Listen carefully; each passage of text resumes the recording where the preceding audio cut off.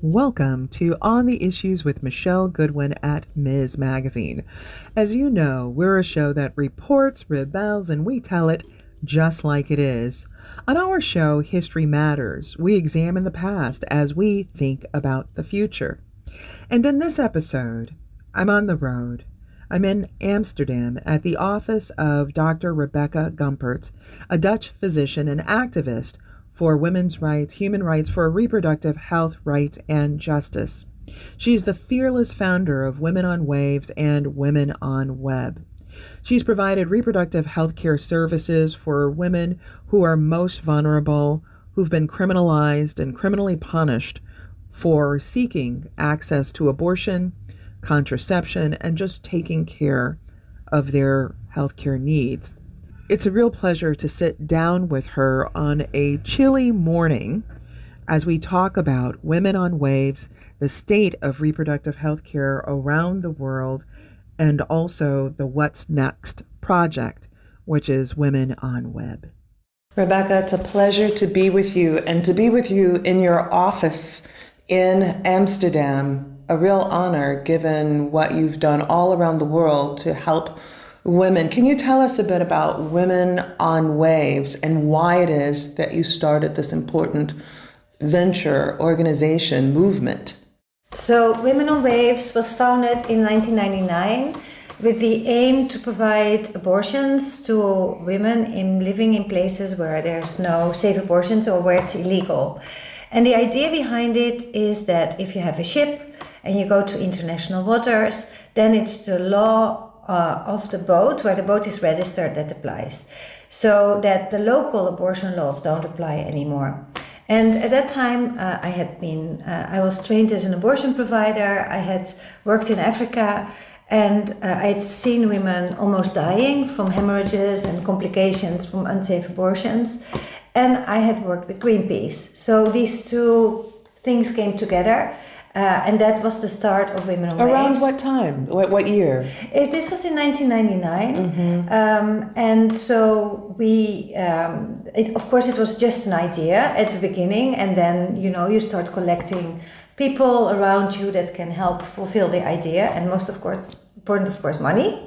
And so there was a group of 10 funders, women funders, that came together.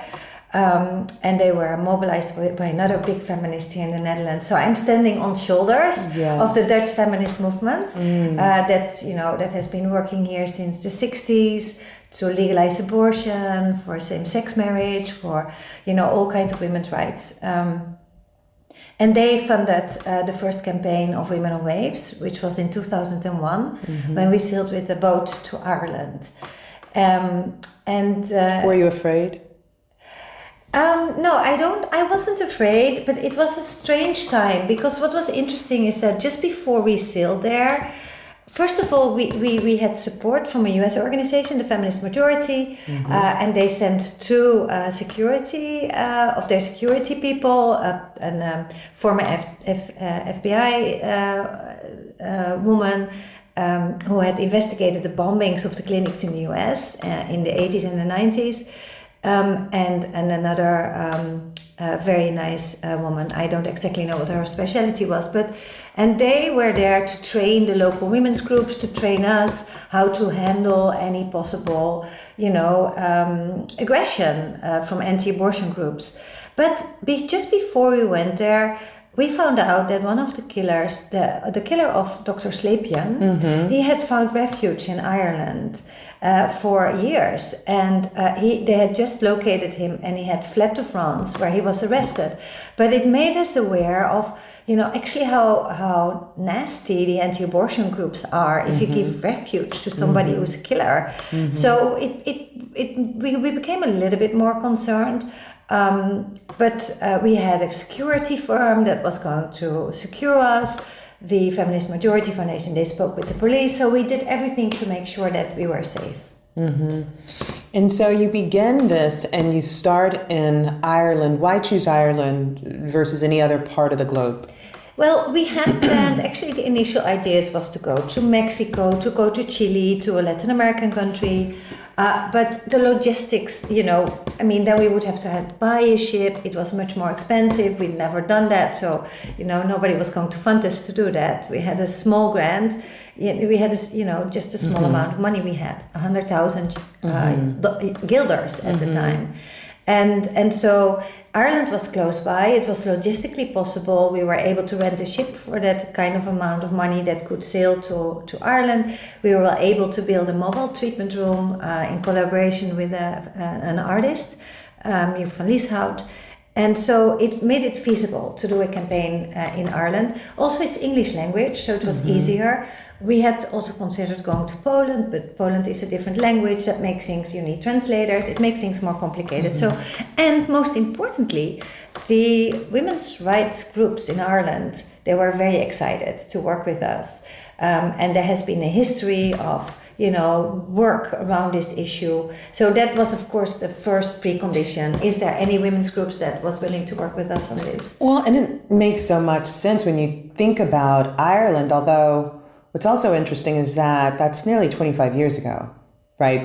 First the start, and then it was, over 20 years ago, Ireland. Yeah. And so there are people who may be listening who listen through our Ms. in the classroom, or people who are just in college now who might not understand just how hard women were fighting in Ireland for reproductive freedom 25 years ago. Yes, it was extremely difficult. It was really totally illegal in Ireland, and even helping somebody to travel was illegal, like now in Texas. There were, women that had died because of unsafe abortions. But what they said in Ireland is, women can easily travel to England. So that was always the government. They said, well, abortions, yes, but not here. But what was also interesting, the word abortion was such a taboo, you could almost not mention it. And at that time, people were talking about reproductive health instead of, they actually meant abortion. Abortion, right. And so it was a huge taboo. And I think what the ship did, it did some really important things by working together with the groups on the ground.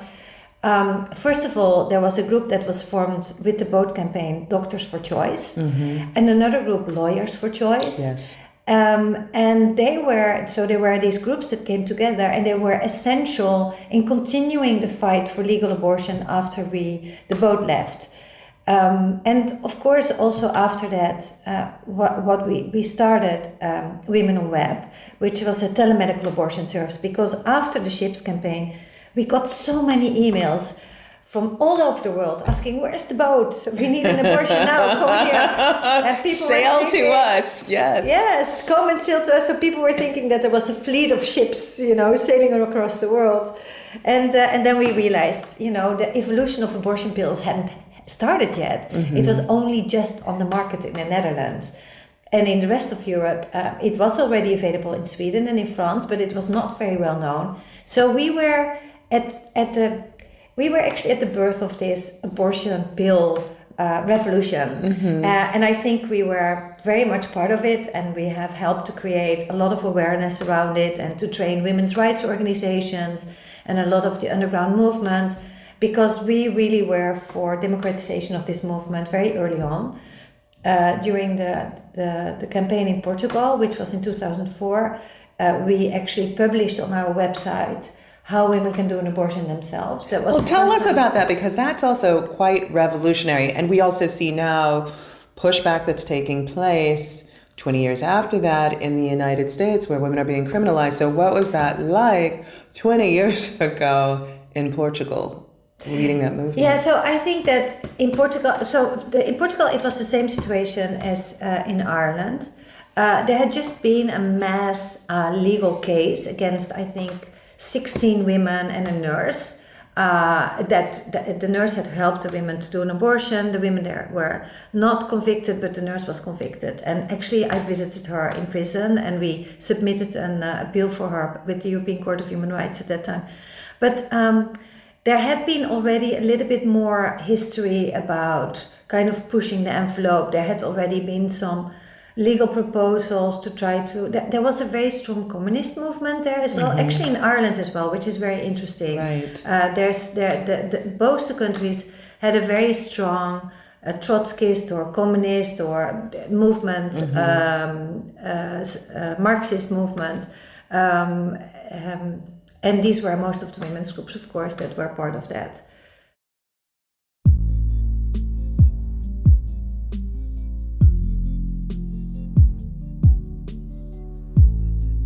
If you're just joining me, this is your host, Michelle Goodwin, and I'm joined in this interview by Dr. Rebecca Gomperts. She's a Dutch physician and founder of Women on Waves and Women on Web. In 1997, she sailed with Greenpeace on a ship called Rainbow Warrior II as a resident physician and also as an activist devoted to environmental justice. In part, it was her travels with Greenpeace that sparked her interest in bringing reproductive health care services to women who so desperately needed them in areas where those services just simply were not available or, in fact, where they were criminalized. But and what happened in Portugal is that the ship was stopped in international waters by warships. So it was a very right-wing government. They sent warships to stop the ship. So just a moment. So here you are attempting to reach these women to provide them reproductive health care, abortions. You're stopped by warships. Yes, we were stopped by warships. You can't make that up, right? No, I can't. But even, I think every of these campaigns we have encountered different challenges. In Poland, where we were the year before, they were very aggressive anti-abortion protesters, and they tried to chain the ship, and we had to pay a fee, and then they were searching all the women for abortion pills. It's been crazy, the kind of the mobilization that it caused. But we also mobilized the public, and every time after we did a campaign, opinion polls showed that the majority of people support the legalization of abortion. Yes, it affects so many people's lives. Okay, so I interrupted that because you were telling the story about Portugal, but I got caught off in warships. Yeah. Right? You bring a battleship to take down a woman, right? And to take down women's healthcare. Yeah. Okay, so tell us about that campaign then in Portugal, because it meant a shift, also an advancement in terms of what you were doing. Yes, so we were already working on finding a way to do a telemedical service. I already started that research, and then, but it was when we were stopped by the warships. We had a court case against the government. We lost it, and then the next day we said, okay, now we're going to tell women how to do their own abortion, because misoprostol was available over the counter in Portugal at that moment. Nobody knew it. So we published on our website the instructions how to do it, and it was still very careful, and it was interesting because there were questions in the Dutch parliament about that we did that whether we were not violating the law, and they were investigating us for doing that. But we were warships in Portugal, investigations in the Netherlands. Yeah, but because we were using the generic name of misoprostol and not the brand name, we were not publicizing for a medicine. But these are all the things. So that was really interesting, because that meant that we got a lot of more emails asking us about, if people didn't understand things, or asking, I can't find the pills, can you please send it to me? And then a year later, Women on Web was launched. In 2006, April 2006, it was launched. And so Portugal was one of the first countries that was kind of a lot of requests. And then because of the campaign, the government fell, there were elections, there was a referendum in Portugal, and abortion was legalized in 2007. So it's the campaign, but it was also a huge effort of the online, of the local communities. And again, a group called Doctors for Choice. The professionals' voices are incredibly important in this, and but also youth groups. They went door to door, to talk with people, to convince people, like what happened in Ireland in when was it again? Right, 2019, I think. Okay, right, Yeah. exactly. Yeah. And so there's Ireland, there's Portugal. Where it was still illegal. Yeah. Right. And then you travel from there where? Because we've already mentioned the chaining of the ship and the searching of women in Poland. That was in 2003. So that was before the Portugal campaign. The problem with Poland was that there was a momentum to legalize abortion at that moment as well. There was a socialist government. They were supportive of abortion rights. But because of the access to the European Union, they were afraid to, and the upcoming elections, they were afraid to put it on the ballot. And Do you think that was a mistake? It was, because after that it was a super conservative government, fundamentally Christian, fundamentalist government for a long, long, long time. And the rights have just been chopped away. And so that, I think that is a mistake always when progressive parties shy away of abortion rights because they think they can gain votes. And that is something what has been happening time after time after time after time. And they misunderstand the power of democracy that is connected with abortion. I mean, you see that even in the United States post Dobbs and the ballot initiatives. So far, out of almost 10, been 7, and each time it's been abortion rights prevailing. Yeah.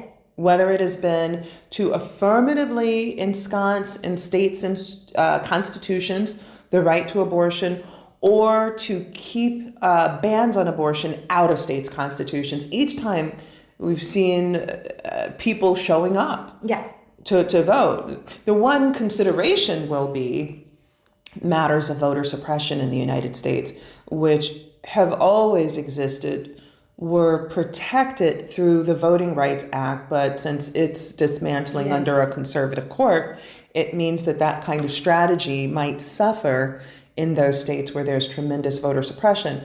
But the story that you're telling is one about democratization too, that has come through the work that you've been doing, Women in Waves, and then its outgrowth, this sort of tentacle spread to websites and telemedicine. Yeah. So Ireland, Portugal. I think it's very fundamental to a process of democracy, and also because it really the vote, but the other campaigns that we did, and even Women on Web through its publications, research, what it has done, it has been able to really amplify the choices, the voices of women's rights, local women's rights groups. But also of women themselves, and we need to have these strategies to amplify our voices, because otherwise they're lost. So then, with this momentum that began and the success right away, were you then able to further amplify by being able to duplicate efforts and go to further places? What did this mean for the other places that you wanted to go? Because as you mentioned, Central and South America, those sort of parts of Africa, what was the story and engagement around some of those places that were non-European? So we had a different strategy there, a little bit similar, but what we started doing is training women's rights organizations in how do you give information about the use of misoprostol through hotlines. And the first one was in Ecuador in 2008. We already had a hotline as part of the ship. And also after the ship in Portugal left, we had kept the hotline going. So there was somebody, giving all that information about using misoprostol to all the women there, and sometimes we were sending it. But we realized that in itself is a really valid strategy. And so we started training women's rights organizations to democratize that knowledge. It has been around already for a long time. The first medical abortion ever done was in Sweden in 1969. And that was with misoprostol, like medicine. And it was published in the Lancet in 1970. So every gynecologist around the world knew about it, but at that time, and that's still a problem, but I think less so, the medical community was very, protective of the knowledge that it had. And so we played, I think, a very important role in democratizing that knowledge and putting it where it belongs. Do you think that had a lot to do with the fact that there was very clear a feminist approach, a women's-led approach, that then made it different from what came at prior times, that women being involved in these matters meant a different type of articulation and boldness? No, I think actually it might have to do with the fact that the medical community was so male before. Yes, this is my point, right? Okay. But that's exactly my point, that it was so male before. And then here you come, and these other women, and you're saying, no, we're not going to shy away from using the term abortion. And we're going to say, put it on ballots. And we're going to say, let's work the political process, and let's not be shy about it, and keep it only to ourselves. Yes, I think it's. I think it's very, and I think that yes, I definitely but I do believe that the fact that the medical professional has femalized a lot as well has also been useful. I mean, my partner in crime was a Dutch gynecologist who was very radical in these things and very supportive. And so I think that was definitely very important. What comes ahead now what's one thing that's interesting is you think about Roe v. Wade 1973, and in the United States, this kind of turn, this beacon that decriminalizes abortion. And in that decision itself, which most people haven't read, they know snippets of it, part of it invests so much power in doctors, but it's also a decision that, interestingly enough, really recognizes the curse that law had placed against women in society. Justice Blackmun, in this case, talks about how when women don't have access to abortion, it affects educational possibilities. It affects careers. It affects their health. It affects their mental health. In so many different ways, it really sort of humanized and contextualized just how much women as full citizens suffered when they didn't have access to abortion. Most people don't know that part of the case. And so now, fast forward, in the United States, there's been Dobbs, which strips all of that away in a Supreme Court decision that pays no attention to maternal mortality, maternal morbidity, nothing about women and careers, nothing. No, it's citing back to people who died 400 or 500 years ago, men who supported coverture and wrote about women not having independent identities from their husbands. That's a Dobbs decision. So it's interesting to now see the flip. We've talked about countries like Ireland, right? Decriminalization. There's Portugal, these places in Central and South America. No, I hear you, but I also have to say, I hear you, and especially today when I read that actually there is an increased birth rate in the country, in the states where the abortion was banned, and that breaks my heart, because we know these are not wanted children, and it's extremely sad, and we know these are, people that are living in the most vulnerable situations.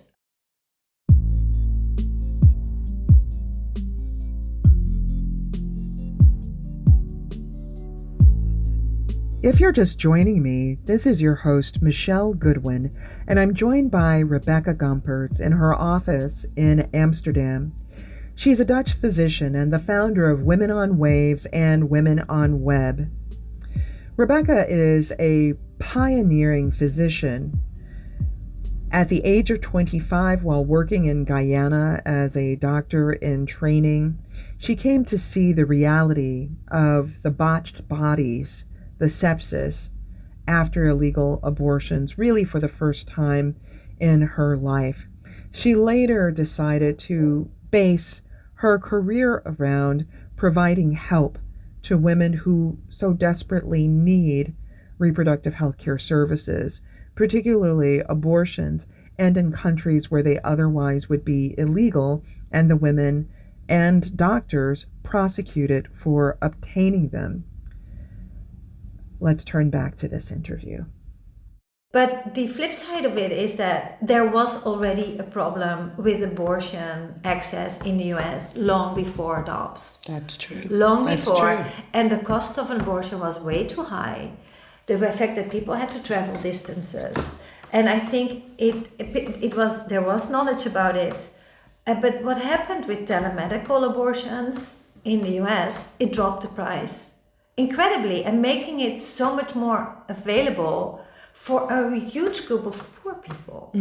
I mean, before there was no abortion services under $600. Yes. And even if you had a grant that would cover it, and it would, you were lucky you could get $300, so you still had to pay $300. If you don't have $100, you certainly That's don't right. have $300. Well, and if you have to pay rent, if you have to pay your cell phone bill, if you have to give your children money for lunch, for school, all these basic kinds of things, these are the choices. And some real risks for the women, because just thinking about the economics of this, you've just said that birth rates increasing in states that have banned or severely constrained abortion rights in the United States, and that for so many unwanted and unintended pregnancies. And then what that pragmatically means for people who already have kids, that they struggle to maintain and support. Dorothy Roberts, author of Killing the Black Body from years ago, and most recently, and that's a famed award-winning book, and most recently published a book called Torn Apart, and we have just a terrific podcast series that she is doing as a 4-part series on this book. And Torn Apart shows how so much of family policing that leads to children being taken away from their parents. It's not a matter of parents beating up their children, but it's questions of poverty. Like, too poor, and the state, when you're really poor, coming in and policing your family and then taking your kids away from you. But actually it's the same here. I think it's awful. It's awful, right? I mean, this is part of the story, isn't it? It's part of the story. It's there's a saying that says, where the priest is saying to the capitalist, "If you keep them poor, I'll keep them dumb." Just let that sink in. It's a nice one, isn't it? Right. It absolutely is. So then, what's the strategy or strategies going forward? What are the things that you're thinking about now in terms of how you continue in this fight? Well, again, as I said, what I think is really important is that at this moment there are free abortion services in the US. That was never the case before, ever. People can get abortion pills for free. They can get support for free. They can get guidance for free. That is an amazing situation in itself. And I think we really, as a country, I mean, I'm not from the US, but with aid access, for example, I work now with 8 doctors that are working day and night to send out the abortion pills to women in all the states. In all the states, right? Well, in fact, and on that point, during the last administration, during the Trump administration, you were being sued. Yes, I was. What was that? There was the legal entanglement where they wanted to stop your work of helping to provide these services, or with abortion pills. Can you tell me? Yes, so I had started Aid Access in 2018, actually because we started getting a lot of requests from the US. And together with a researcher in Texas, we said we can only understand really what's going on better if we can actually provide the services. So I started Aid Access and we started analyzing the data, which showed that 70% of the women that used Aid Access could not afford an in-clinic abortion. 50% of the women came to Aid Access because of privacy reasons, because they wanted to keep it a secret for the family or their partners, and another 50%, they preferred to use telemedical services because it was empowering for them to be able to take care of their own abortion. And we should really also address this. it's not only a default because there's no other reasons. It's also that many people prefer to be able to handle their abortion by themselves, with a friend or somebody with them. And it's supported by the World Health Organization that you can do an abortion by yourself without a doctor, without a nurse, without a pharmacist, with just the right information. And that is what is the reality. And so I think that in itself is such a powerful message that all the abortion rights groups have to embrace that. Right. And start working towards providing these telemedical services. There's now many states that have adopted so-called shield law states, which means that providers that are working in there are protected against legal prosecution from the other states. And there's now 2 services available. It's 8XS. We started doing this in June. And then there's another service based in Massachusetts that's also doing it. But there could be more. I mean, there's space for many more, you know. So I think that the on the ground work has to be to make sure that all the doctors, all the nurses, all the midwives, all the doulas, all the friends that have somebody that are contacted by somebody that needs an abortion, that they refer to telemedical abortions if they're less than 13 weeks pregnant. And if they're longer than 13 weeks pregnant, we can, you know, there's funds that can help them travel. But don't spend the funds out there to help people travel before 13 weeks of pregnancy, because I think there's enough resources, but we really need to use it well. Well, and what you're also expressing is the importance of information, such that people even know, and cutting through so much of the misinformation and the fear. And the fear, right? Yeah, because there's a lot of fear mongering, and women cannot be criminalized officially. Yeah? None of the laws at this point still is criminalizing women, at least up till viability. Some of the states have prosecuted, I mean, I think there were 60 prosecutors, but that was over a period of 20 years before Roe was overturned. And so that is, and these were really late abortion cases. They were using other laws in the books to criminalize women. But the fear mongering has to stop as well, because we get so many emails of women that are scared that they will break the law, and it will make it so much harder for them and so much more anxious to go through this process. And they will be scared to go to a first aid if they need to, if they have a complication, which is very rare. We hardly see it. But if they have to go, we want them to be able to go. And not to be afraid and scared to be prosecuted, as long as they have the correct information and say that they had a miscarriage and not that they took abortion pills. Right. Well, on that point, and before I let you go, just in terms of, again, piercing through the misinformation, and to give even a comparison. So diabetes. Yeah. People around the world have diabetes. Dialysis is one of the ways in which there is an intervention for people who have end-stage renal failure associated with diabetes. There are people who have dialysis machines at home. Yes. These big machines, they're putting thick needles in their arm, cleansing their blood, having to sit there with this machine several hours at a time in their home.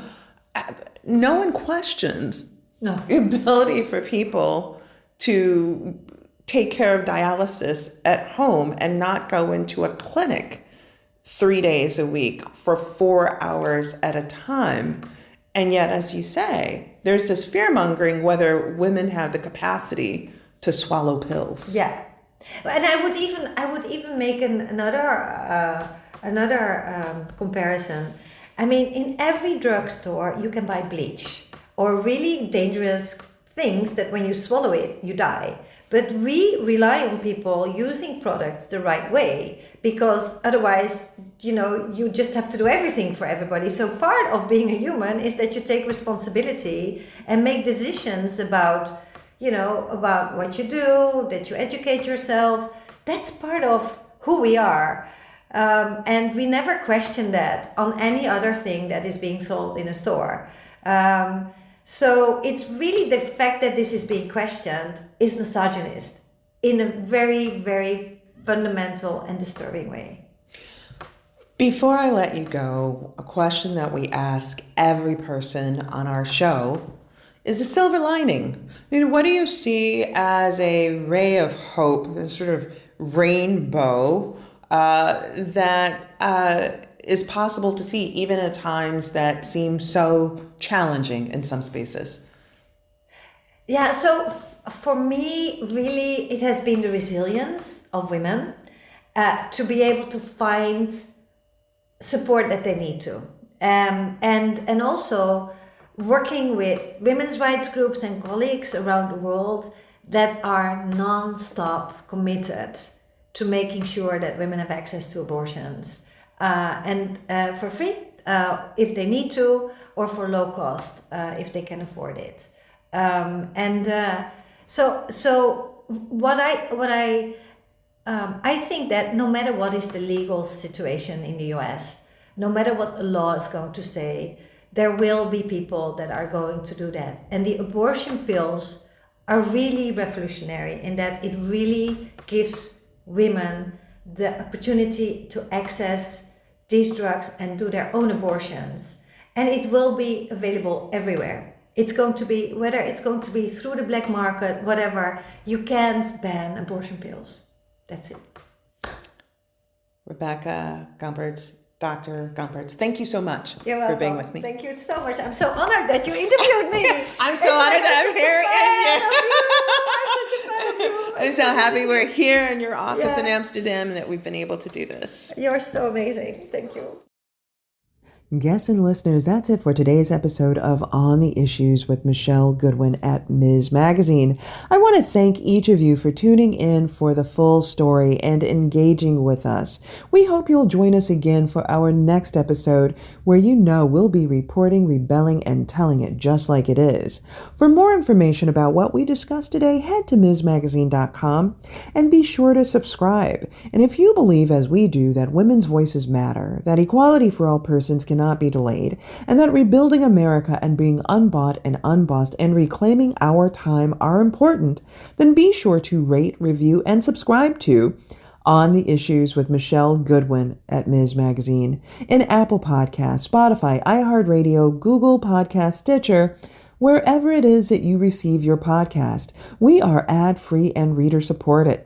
Help us reach new listeners by bringing this hard-hitting content in which you've come to expect and rely upon by subscribing. Let us know what you think about our show, and please support independent feminist media. Look for us at MsMagazine.com for new content and special episode updates. And if you want to reach us, please do so. Email us at ontheissues@MsMagazine.com. We do read our mail. This has been your host, Michelle Goodwin, reporting, rebelling, and telling it just like it is. On the Issues with Michelle Goodwin is a Ms. Magazine joint production. Michelle Goodwin and Kathy Spiller are our executive producers. Our producers for this episode are Roxy Zoll, Oliver Hogg, and also Allison Whelan. Our social media content producer is Sophia Panagrahi. The creative vision behind our work includes art and design by Brandy Phipps, editing by Will Alvarez and Natalie Holland, and music by Chris J. Lee.